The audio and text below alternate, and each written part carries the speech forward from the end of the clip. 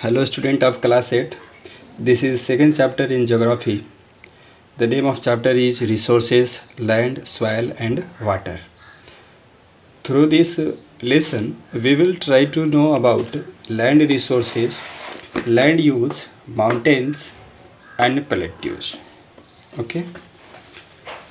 Land resources, land use, soil resources, components of soil, factors affecting land use pattern, soil profile, factors affecting formation of soil, soil types in India, water resources, water cycle. This is in our nutshell in this chapter. Okay, let's get started. Abiotic resources consist of non-living things like minerals, rocks, metals, land, soil and water. These are the free gifts of nature for the living organism.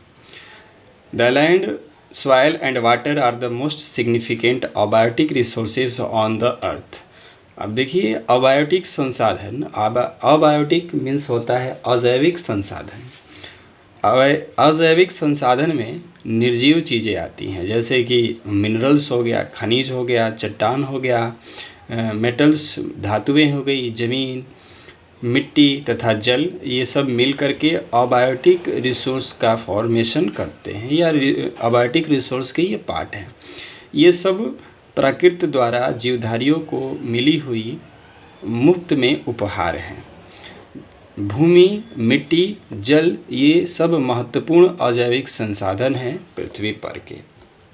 They carry great economic benefit to the people of not only a country but to the whole world.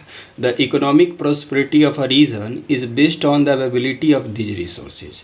ये जितने भी अजैविक संसाधन की बात हम लोग कर रहे हैं, इनका अपना एक आर्थिक महत्व होता है और ये जिस देश में जितनी ज़्यादा समृद्धि में रहती हैं वो वहाँ के लोगों को आर्थिक रूप से मदद पहुँचाती हैं और सिर्फ किसी देश को ही वो आर्थिक रूप से संपन्न नहीं बनाती हैं, साथ ही साथ पूरे विश्व को भी वो आर्थिक बेनिफिट प्रदान करती हैं। The economic prosperity of a region is based on the availability of this resources. किसी क्षेत्र की आर्थिक समृद्धि की अगर बात करते हैं तो वो इसी पर ही डिपेंड करता है कि वो उन एरियाओं में ये कितने जो अजैविक संसाधन की बात करें कितनी मात्रा में उपलब्ध है। जहाँ पर ये जितनी मात्रा में उपलब्ध है वो रीजन या वो देश या संसार उतना ही समृद्ध होगा। They encourage human settlements and population of growth. वहाँ पे मानव बस्तियाँ बसेगी, जनसंख्या का विस्तार होगा जहाँ पर ये अजैविक संसाधन रहेंगे। They also influence the growth of plants, animals and inorganic material over a long period. Let us discuss about the land, soil and water in detail. और इन्हीं सब के चलते अजैविक ये जितने भी जिनकी बात कर रहे हैं इनके चलते ही किसी जगह में पौधे जो हैं पौधे भी ग्रो करते हैं। पौधे हो गए, जानवर हो गए या और भी दूसरे मटेरियल हो गए, वो इन्हीं सारे अजैविक पदार्थों के चलते ही ग्रो करते हैं। चलिए हम लोग जानते हैं इस चैप्टर में भूमि के बारे में जानेंगे, मिट्टी के बारे में जानेंगे तथा जल के बारे में डिटेल से जानने का प्रयास करेंगे। Okay, now land resources. Land resources meet many of our basic needs and serve as the building blocks for development. Let us outline why land is considered such a major resource. Land resources जो होता है वो हमारे बहुत सारे जो आधारभूत ज़रूरत होती हैं तथा और भी अन्य तरह से हमें हेल्प पहुंचाने में हमें सेवा करती हैं, सर्व करती हैं। चलिए हम लोग ये जानने का प्रयास करते हैं कि क्यों जो लैंड है, जो ज़मीन है, वो एक मेजर रिसोर्स के रूप में जानी जाती है। First, land is used to build homes, transportation lines and other requirements of a human settlements. ज़मीन जो है घर बनाने में तथा रेल लाइन बिछाने में तथा मानव बस्तियाँ बसने में जो ज़रूरत होती है उनको पूरा करने का काम करती हैं। Next, agriculture, forestry, animal rearing, mining, industrial and other economic activities develop on land. Therefore, land yields food, raw material, etc. and thus gives us sources of both survival and income. कृषि, वानिकी, जंगल और मवेशियों को पोषण करना, पालना, mining, minerals निकालना जो औद्योगिक हैं या दूसरे जो आर्थिक एक्टिविटी हैं वो सारे के सारे सभी ज़मीन पर ही डेवलप होते हैं। अतः जो ज़मीन जो है उनसे ज़मीन के द्वारा ही भोजन भी प्राप्त होता है, रॉ मटेरियल्स प्राप्त होते हैं इत्यादि। अतः ये जो भूमि है, लैंड है, वो हमें दोनों तरफ से ज़रूरी है। एक तो हमें सरवाइव करने के लिए और दूसरा कि ये हमें इनकम भी प्राप्त करता है, मतलब इसका सर्वाइवल भी बेनिफिट है हम लोग के लिए, तथा दूसरा ये है कि हमारे लिए इकोनॉमिक भी बेनिफिट प्राप्त करता है।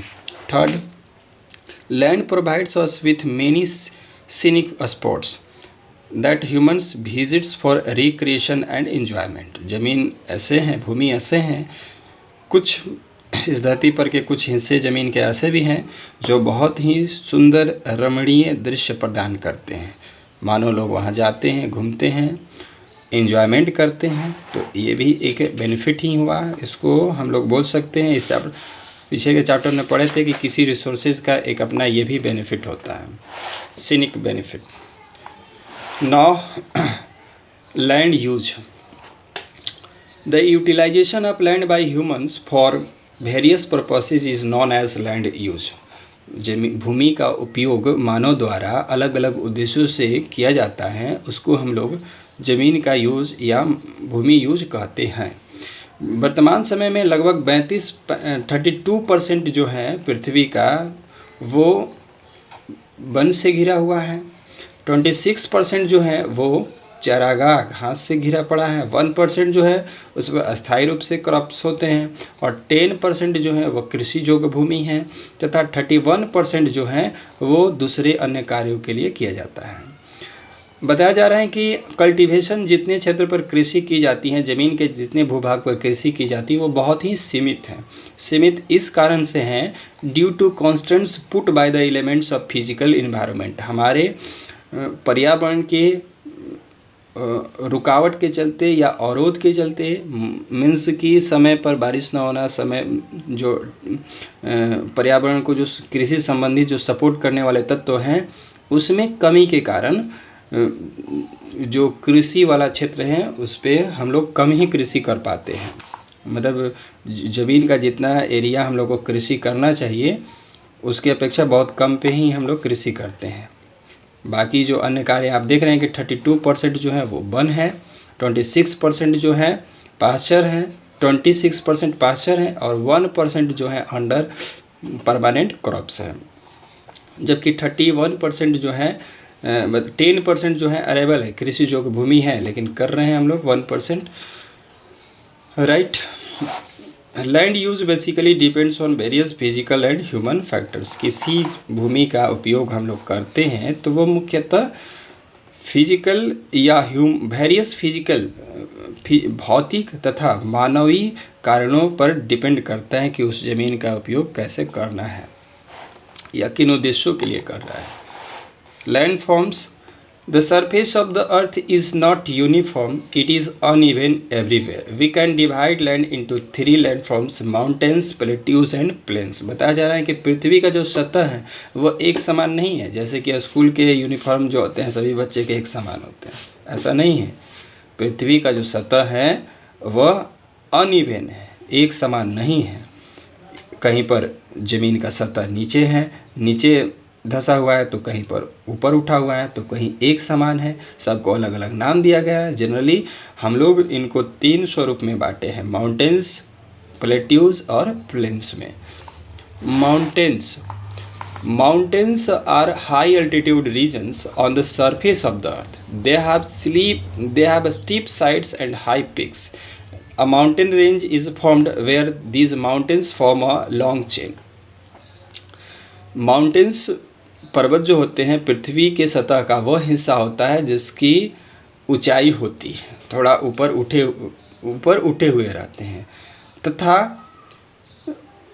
दे have steep sides and high peaks. इनकी चोटियाँ ऊंची होती हैं तथा जो सतह होते हैं वो एक समान नहीं होते हैं.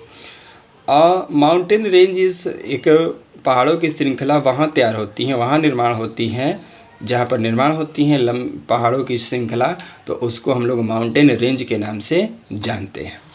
Mountains have useful forest and vegetation. They are home to a variety of wildlife and provide various useful herbs and other products. Mountains are places with great scenic beauty. They help in controlling climate. The higher reaches of the mountains are a permanent home of snow from which the river flow continuously throughout the year. These rivers provide fresh water to the plains and help in soil formation. Mountains पे जो जंगल होते हैं, one होते हैं, वो कई तरह से उपयोगी होते हैं तथा वे कई प्रकार के जीवों के रहने के घर भी होते हैं, तथा साथ ही साथ वहाँ पे उपयोगी छोटे छोटे पेड़ पौधे झाड़ियाँ होती हैं। माउंटेन्स पे जो जंगल हैं या जो माउंटेन्स हैं वो उसका अपना सीनिक ब्यूटी भी होता है, मतलब कि टूरिस्ट लोग वहाँ आते हैं घूमने के लिए, देखने के लिए, वो भी एक एडवांटेज है फॉरेस्ट का। वहाँ के लोगों को एक्स्ट्रा इनकम प्राप्त होता है तथा ये क्लाइमेट को कंट्रोल करने में भी मदद देता है। पहाड़ों पर जो ऊंचे स्थान हैं वहाँ पर बर्फ़ रहते हैं तथा बर्फ़ से ही हम लोग जानते हैं कि नदियाँ निकला करती हैं, साल भर वहाँ से नदियों को जल प्राप्त होता रहता है। ये रिवर जो होते हैं ये समतल को फ्रेश वाटर प्रोवाइड करते हैं and help in soil formation, तथा सॉइल के निर्माण करने में मदद करते हैं। The Rockies in North America, the Andes in South America, the Alps and Pyrenees in Europe, the Himalayas in Asia and the Great Dividing Range in Australia are some of the famous mountain range in the world. बताया जा रहा है कि उत्तरी America का जो पहाड़ है रॉकीज़, साउथ अमेरिका का एंडीज, अल्प्स और पेरिनीज, यूरोप का हिमालय जो है, एशिया का हिमालयाज, एशिया का ग्रेट डिवाइडिंग रेंज, ऑस्ट्रेलिया का, ये सब कुछ महत्वपूर्ण पहाड़ों की पर्वतों की श्रृंखलाएं हैं दुनिया भर की, ये पता होनी चाहिए। ठीक है, इसी के साथ आज के लिए हम लोग इतना ही रखते हैं।